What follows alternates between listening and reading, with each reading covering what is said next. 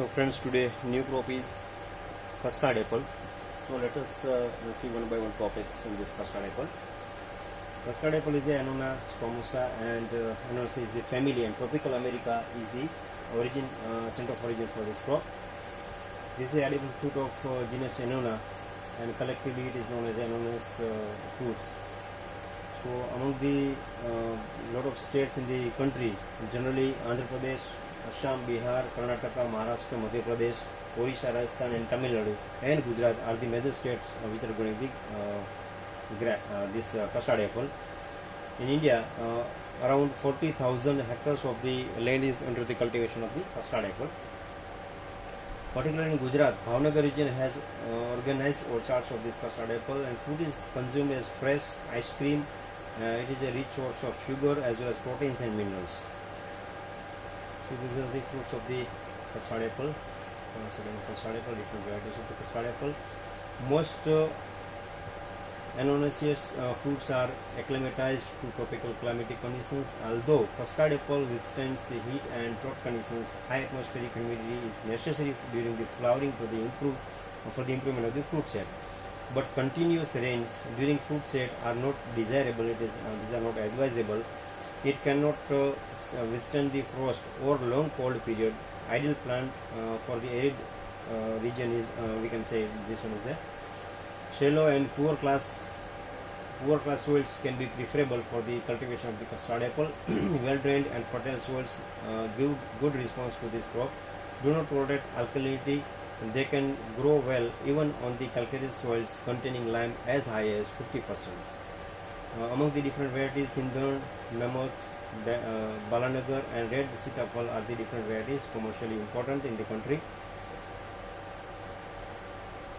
Now these are the different botanical names, English name, Indian names and plant habit and fruit characters for the different species of this custard apple. This is Annona squamosa, Annona reticulata, this is a Ramphal, then Annona cherimola, that is a Hanuman fir, Annona atemoya, that is a Lakshman fir.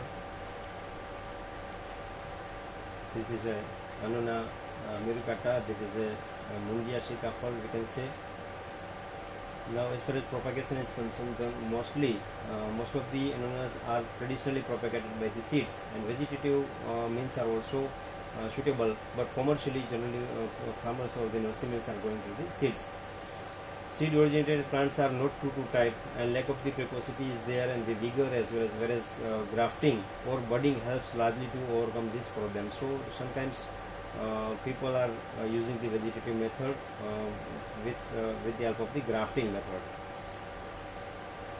Now planting of this plant can be done during the month of the June-July, and the timings and prunings are for this crop are newly planted.